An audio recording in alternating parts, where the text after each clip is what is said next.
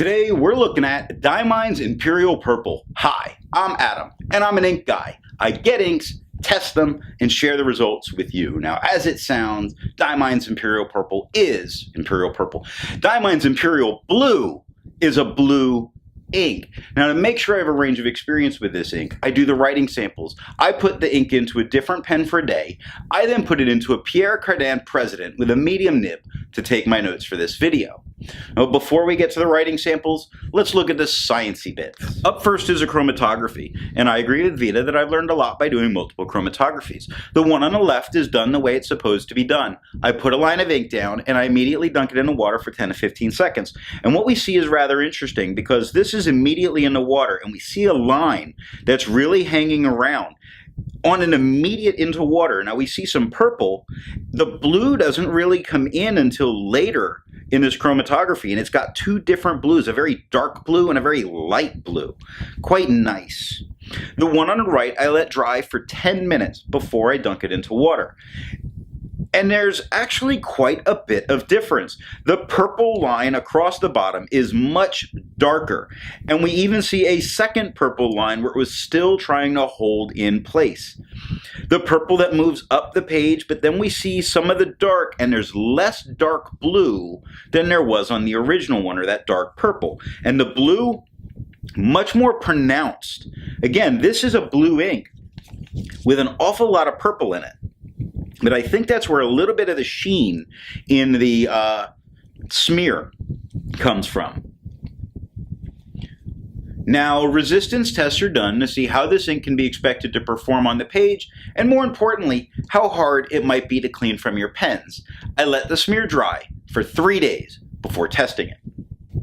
Looking at the highlighter, it handles it very well. While it started as an extra fine and it did become more of a fine to medium, I can read everything that's there without a problem, which makes me feel comfortable using it in a note-taking situation.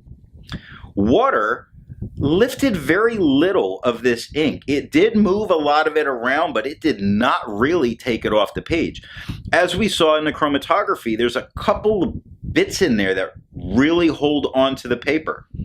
Pen Flush did everything water did and a little bit more. If you look at the top of the area where the Pen Flush was removing the ink, you see it gets much lighter. Now this only had 30 seconds to get the ink off the page, and then it was immediately dabbed off. So I think Flush is going to be all that's needed to take this out of the pen. Bleach, as you would expect, completely obliterates it. So if the Pen Flush doesn't do it, a 1/3 bleach solution certainly will get this all out of your pen. Now, as far as flow, for the inks I've tested, I've found an average viscosity of 2.5, with the realm of normal being from 2.1 to 2.9. Diamine's Imperial Purple has a viscosity of 2.08, just outside of normal, but it is then slightly wetter flowing. Now, to find my average dry times, I use my writing samples done with the extra fine and medium nib on Clairefontaine, Tomoe River, and Rhodia paper. For the inks I've tested, I've found an average dry time of 17 seconds, with the realm of normal being from 13 to 21 seconds. Diamine's Imperial Purple has a dry time of 8 seconds, making this a fast drying ink. Now, let's look at the writing samples. I picked this ink up in sample form. There we go. Come on. There. All right. Little out of focus. In sample form, this is a super thick ink. Really dense. There's barely any left. It doesn't fit the little fill the little cone on the bottom. It's only like half of the little cone on the bottom of the sample. And when I move it around the whole thing, it completely coats the bottle and makes it look sort of full. To keep my writing samples consistent, I use a Jinhao 159 with a Goulet 1.1 stub. I use a Jinhao X450 with a Goulet medium, and a Jinhao X750 with a Goulet extra fine. Let's take a look at Clairefontaine. We have no bleeding, no ghosting. The 1.1 has no feather, no spread, no halo, no sheen, no shade whatsoever for this ink. The extra fine, slightly lighter tone with no feather, spread, halo, sheen, no shade. This is like Imperial Purple, you think this is going to be, or Imperial Purple, Imperial Blue, you think this is going to be really like gorgeous. To me, it's not.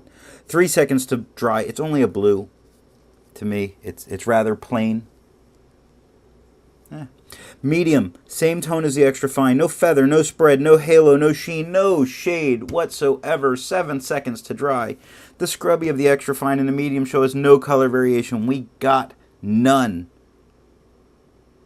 Smear test, you could likely recover it if you did smear it while you were writing.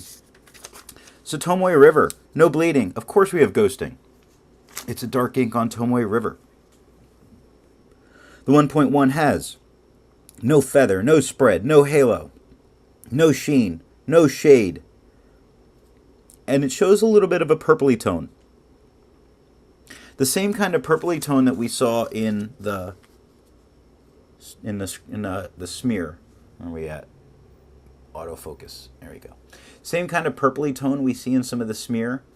Right here it shows a little bit of a shade, but we get little, like, this spot isn't just blue, it's like blue with purple. We sort of see that up here. Extra fine, no feather, spread, halo, sheen, or shade. Slightly lighter tone than we had with the 1.1. 8 seconds to dry.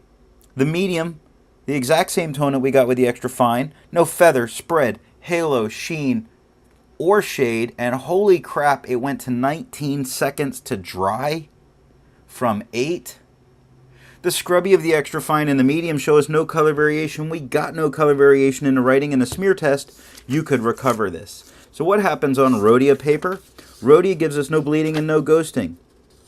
And that 1.1 has no feather, no spread, no halo, no sheen, and it gives us some shading. Finally, a little bit. Because you would expect some kind of nice performance from this. I like Diamine. And you would think with a name like Imperial Purple, I keep calling it that, because I'm doing that tomorrow.